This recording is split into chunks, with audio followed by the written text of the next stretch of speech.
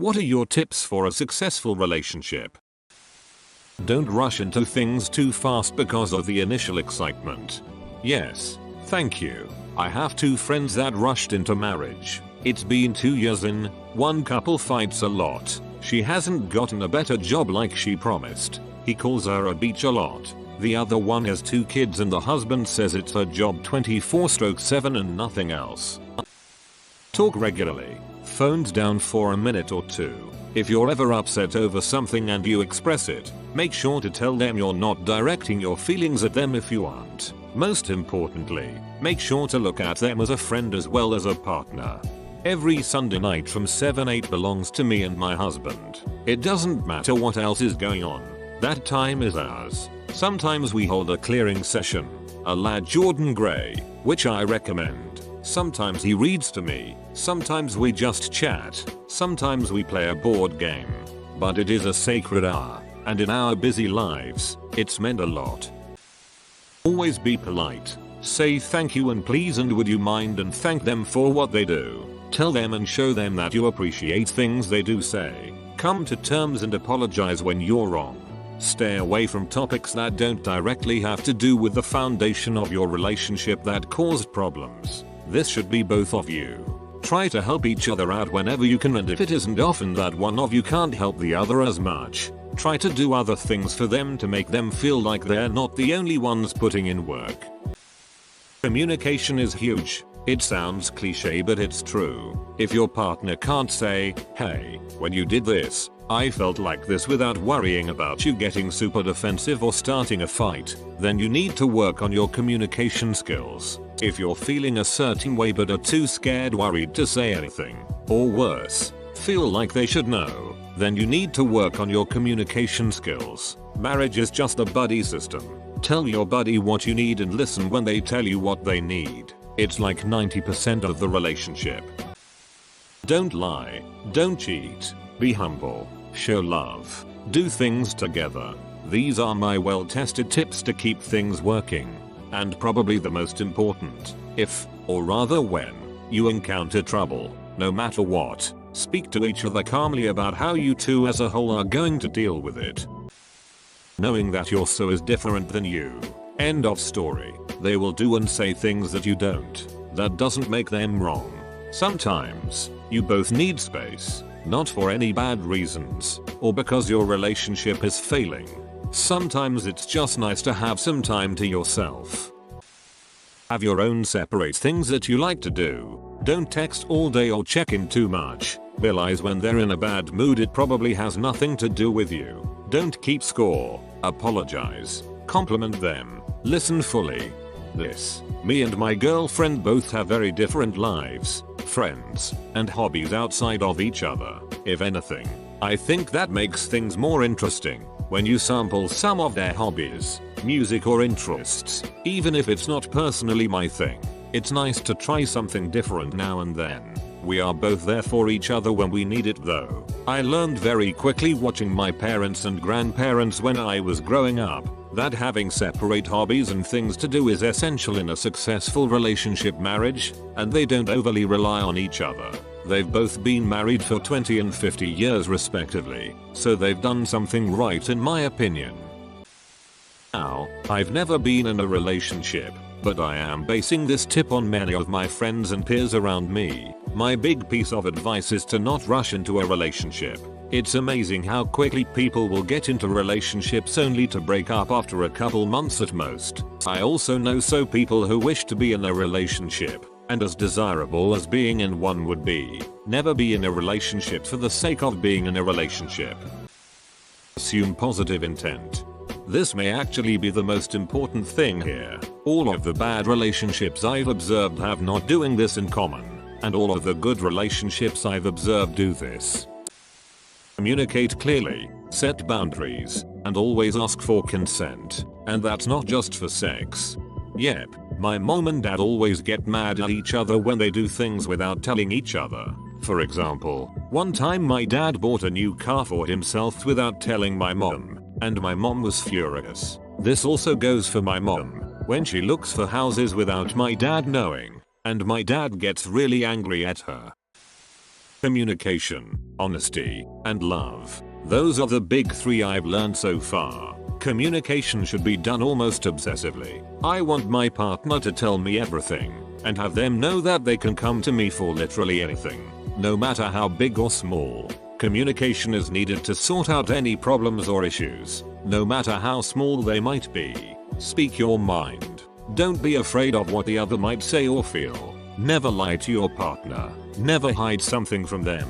Of course, I don't mean like a surprise party, gift, trip or something. Anything that might hurt them. You should be making your partner your other half. Don't be dishonest with them. No matter how hard it is to be honest, always look to forgiveness first. And you have to love them with everything you have.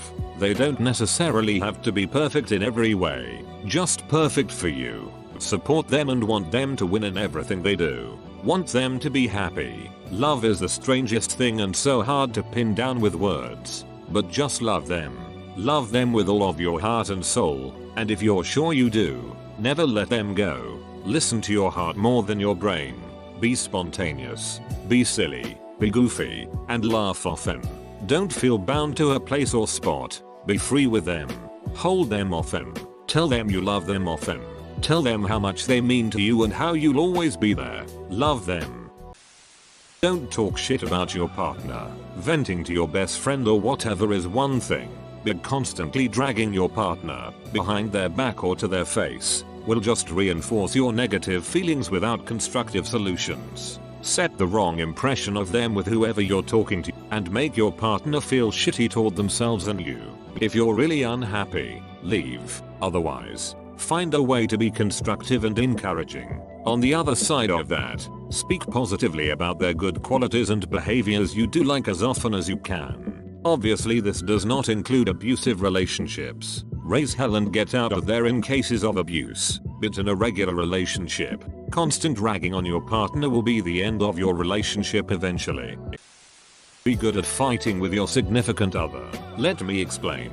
It is inevitable that you will get in arguments or disagreements. When these things happen, don't default to the silent treatment. Don't default to hostility. Don't get angry or yell at them.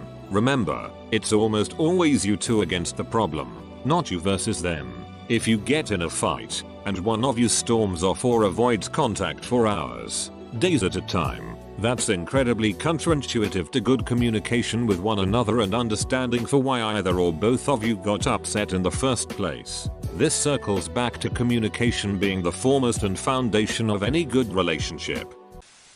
Forgive them for not being perfect 100% of the time. None of us are perfect, and when we slip up ourselves we expect to be cut some slack. They deserve that too. Apologize when you're the one in the wrong and be prepared to recognize when you were. Be consistently kind and polite to each other, especially you have kids around. This one is so important to me. Kids pick up on how adults talk to each other and that forms how they interact with others. But just as importantly, it's harder to have petty meaningless rows if you are mindful of your manners. This just improves the feel of your home, and if we're happier, we row less. An upward cycle. Always make the effort to do the little things right. Pick up after yourself. Don't forget birthdays and anniversaries.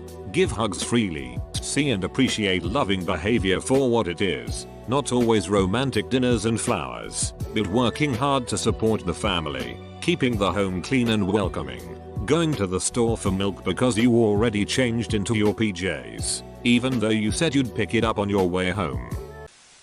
3 things: trust, communication, and respect. If you have all 3, the rest just falls into place. Oh, and keep the fights clean and the sex dirty. To add on, I also wanna say be appreciative. Even if it's something small, voice your appreciation for your partner, whether it's their personality or something they do for you. We tend to want to do more for others if we feel acknowledged and appreciated. Along with all the other things already mentioned here, I learned a long time ago that you should treat the people you love that same way you would treat a stranger on the street. It sounds weird, but hear me out. If you come upon a stranger in the grocery store who is being annoying by standing in front of an item that you want, you would say, "Please excuse me." Be just as polite when your spouse is annoying you by standing in front of the bathroom mirror when you're trying to get ready for the day. Having a similar work ethic is necessary for a successful relationship. Not talking about your careers or lack thereof, but in all things, chores, communication, fitness, etc. I work really hard and ended up not being able to date someone who didn't. It really bugged them that I spent time elsewhere because I would have something to do. Remember why you're appreciative and in love with them. After years of being together, sometimes it's easy to start taking your significant other for granted. That shouldn't be the case. You should have a sense of security in the relationship, but you shouldn't ever stop showing gratitude. The little things count. To me, love only gets old if you allow for it to. Let them have their knee-jerk reaction to a thing, but also let them have their measured response. Be prepared to forgive the knee-jerk if it turns out it wasn't really the message they wanted to give you. Give each other space. Don't seek for another person to complete you or fulfill your needs. Fulfill your own needs and then present yourself as a whole with the objective of what you can offer instead of what you can take. Learn what your and your partner's love language is, and then embrace it and keep it at the front of what you do. There are 5 in total. 1. Gifts. Doesn't have to be expensive items. Something as simple as a chocolate bar on a bad day can work wonders. By giving a gift you show that you care about your partner, and the thoughtfulness of the gift shows how well you know them. 2. Acts of service. This can be as simple as doing all the washing up that has been piling up, or something more extravagant. The idea is that you take away some emotional labor from your partner, giving one less thing to worry about, or improve their life in some way. 3. Touch. The simple act of a hug can reaffirm a romantic connection. It doesn't always need to be led into sex, but just the physical contact reaffirms the notion that you are with your partner, you are there for them, and that can be comforting when needed. 4. Experiences. Doing things with someone builds a connection and a bond. People are naturally closer to people they have done something with as they have that shared experience. As such, by doing things with your partner, you reaffirm that notion that you both have a shared connection through shared experience. Again, these can be simple things like going for a walk. 5. Expression. Things that show your love through creative, such as romantic words, poems, drawings, etc. Things that show your partner what you really think about them, and how much you value them as a partner, by demonstrating to them how much they actually mean to you. People can have different values on their love language, both in what they do to show love and what they want to receive love. For instance, you might demonstrate your love by regularly touching your partner affectionately, but you might feel most loved when your partner gives you a romantic gift. As such, you would be most compatible with someone who is receptive to being touched, and also one who likes to buy you presents. But this doesn't mean you can't be with someone with a different love language, so long as you can acknowledge and respect each other's. For instance, you might not enjoy going places and experiencing things, but if that's what your partner needs to feel loved, then you need to be prepared to do these things for your partner's benefit. When your partner is complaining about something, ask them, do you want to vent or want help with finding a solution? I'm nearly 30 and heard this the other day. Game changer. This is a problem for me sometimes. I'm a huge problem solver, so when my wife vents to me, I'm always just wired to try to find the solution when I would be better served by letting her vent sometimes. Keep complaining about your partner to the absolute minimum unless there is abuse or something more serious involved. Day-to-day annoyances are part of every relationship and don't exist to serve as entertainment for others. Do not nitpick. Be sure to give praise and affection freely and treat them like a friend, not a project. If they enjoy something, give them the space and freedom to do so and occupy your own time with what you enjoy. If you come from a toxic family, recognize and work on your own issues through books, online articles, or even counseling. This took me decades to learn, but the payoff has been incredible.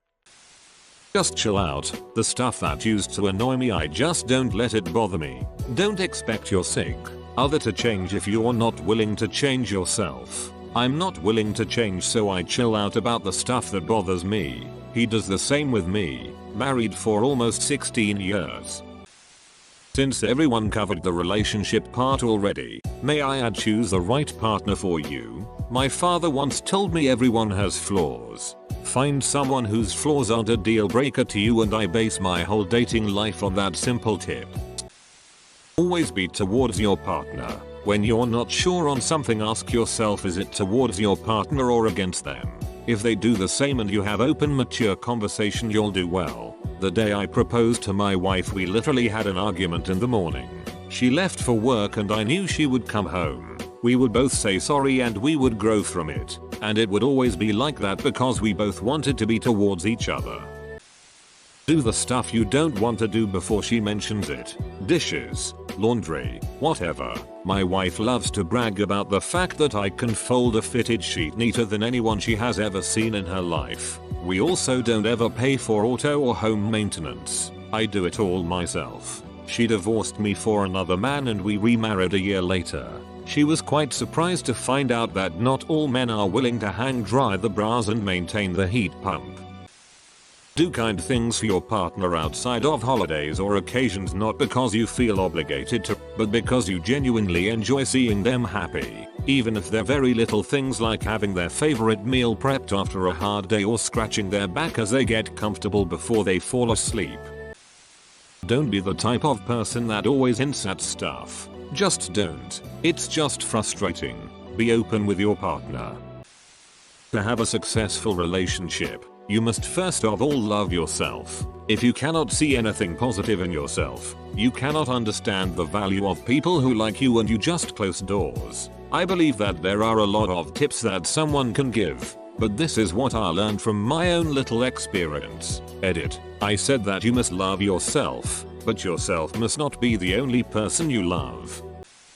If you end up in a serious relationship and bring kids into this world, do not hesitate to go to marriage counseling as a way to help navigate the new world. It would be better to do it early while you are both on good terms rather than later after months of stress and fighting trying to heal wounds.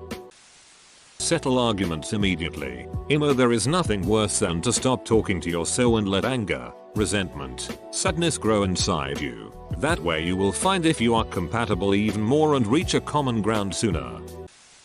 As a man, for me, being open to my own vulnerability and areas I need to work on, followed by communication, then keeping up with my own hobbies and interests. Communicating, being patient and hearing each other, compromises, keep dating, been together 10 years, married for 1 and we still go on dates. Tell each other when one of you did something wrong so that you can fix it. It doesn't have to be immediate because sometimes you need some time to yourself to cool off and get your head straight, but eventually you should tell your partner what they did wrong or what upset you. I met my wife in 1969. Though we've had some serious issues over the years, a sense of humor has always brought us together. Just put in the effort best you can, and if you aren't being matched by the other person, that tells you all you need to know. Don't duck my best friend LMAO. You'd think this would be obvious, but apparently not. Communication and respect for one another. Sex absolutely shouldn't be everything in a relationship, but it helps if it's good. Don't expect them to read your mind. Communication is key. I know I'm not the only person to say this, but it really is just so important. I honestly believe that so many of the world's problems could be solved if people would just communicate well with one another. Honesty, trust, vulnerability, understanding, all of these round back to good communication. Without it, a relationship will crumble. You have to promote an environment where you can communicate openly and honestly with your partner without fear of being judged or starting a fight, and they have to receive that same respect from you. If you can't talk about issues you're having with each other without fear of repercussions, then things just aren't going to work for the long haul. If anytime you try to breach an even remotely sensitive topic and are met with defensiveness and arguments, how can you expect to work through bigger issues together? How can you expect to handle the inevitable harshness of life together? Relationships are a particular kind of work, and that work requires both parties to feel comfortable enough to talk openly with one another. If you can't, nothing will ever truly be solved. Band-aid fixes and sweeping things under the rug in the hopes they'll just magically go away will not keep a relationship together. Human beings are extremely complex, and when you put two or more Together in this way you then share your individual complexities with each other. We all make mistakes, and if you can't talk through and try to understand one another's mistakes, that will only foster anger and resentment. There have been so many times in my past relationships where my partners refused to communicate and instead chose to hide things from me, which just ended up making things way worse in the long run. Because if they would have just came to me when the problem actually arose and been honest, we 100% could have talked it out and worked through it. But instead they decided to be closed off and lie, only for me to find out at a later point from an outside source. They could just never seem to understand that I will be way more hurt, angry, upset hearing the truth later from someone else, as opposed to hearing it openly from their own mouth and dealing with it right when it actually happened. Best comment of the day. I was doing important paperwork she knew I had to do by that afternoon. She decided I wasn't paying her enough attention and started screaming.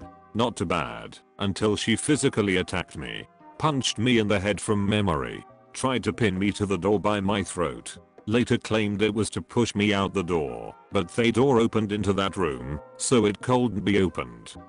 She tries to odd and mix with alcohol, including trying to smash her head with the bottle. I try to get it away from her.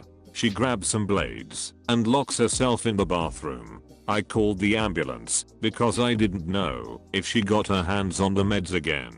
Tried to leave, and she came out to sit in the driveway to stop me from driving away. I might have tried to work things out after the yelling if her shrink hadn't pulled me aside to warn me if she ever got physical it was going to be the start of the end. It would only get worse. So I followed their advice and opted out.